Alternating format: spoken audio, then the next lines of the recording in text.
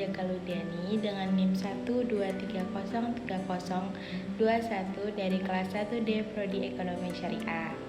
Nah, di kesempatan kali ini aku mau ngejelasin tentang karya tulis ilmiah dan karya tulis non-ilmiah. Yuk simak video berikut. Karya tulis ilmiah ialah suatu karya tulis yang disusun berdasarkan pendekatan metode ilmiah yang ditujukan untuk kelompok pembaca tertentu dan disajikan menggunakan format tertentu yang baku. Menurut Kamus Besar Bahasa Indonesia atau KBBI, karya tulis ilmiah adalah karya tulis yang dibuat dengan prinsip-prinsip ilmiah berdasarkan data dan fakta.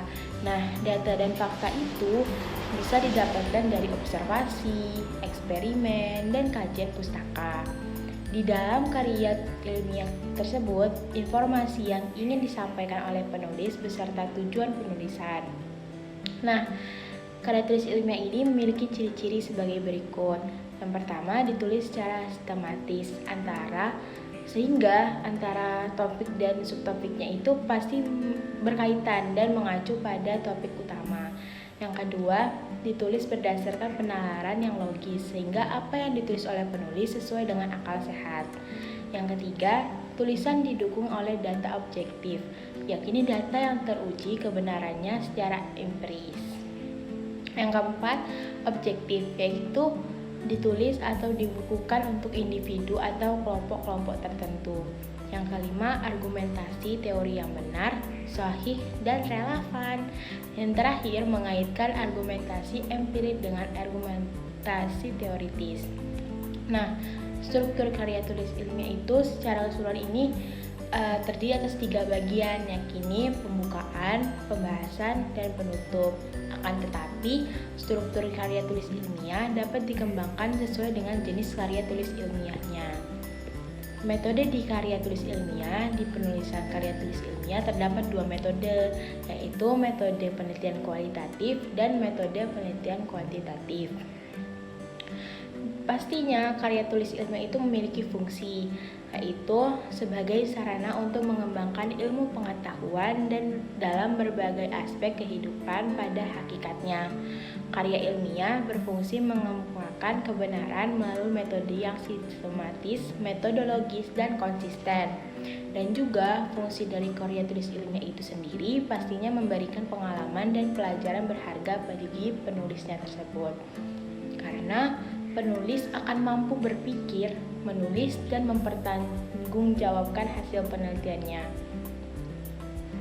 Karya-karya tulis ilmiah memiliki jenis. Nah, yang pertama itu artikel ilmiah.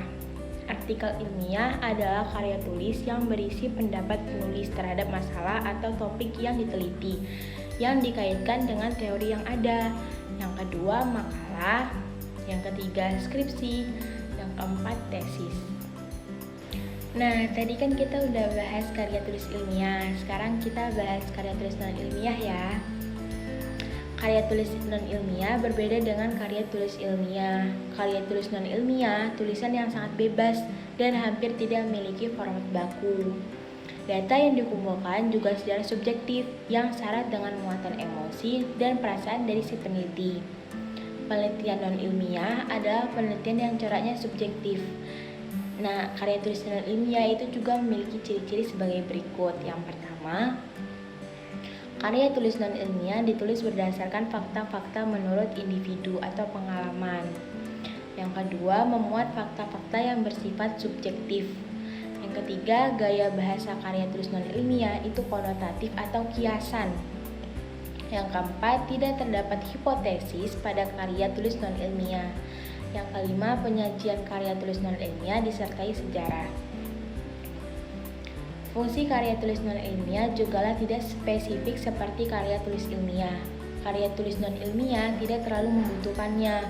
Biasanya ditulis untuk kepentingan pribadi atau umum. Dan biasanya itu tuh ditulis untuk seni atau memenuhi kepuasan batin penulis. Karya tulis non-ilmiah juga memiliki jenis atau contoh-contohnya. Yang pertama, puisi. Puisi adalah karya sastra yang dibuat dengan bahasa estetis dan menggunakan irama. Yang kedua, cerpen. Yang ketiga, novel. Yang keempat, drama. Dan yang kelima, dongeng. Nah, tadi kan aku udah ngejelasin tentang karya tulis ilmiah, jenis-jenis karya tulis ilmiah, ciri-cirinya, terus karya tulis non ilmiah, ciri-cirinya, dan jenis-jenisnya. Sekian dari aku, mohon maaf apabila ada kurangnya atau ada salah kata. Wassalamualaikum warahmatullahi wabarakatuh. Bye-bye.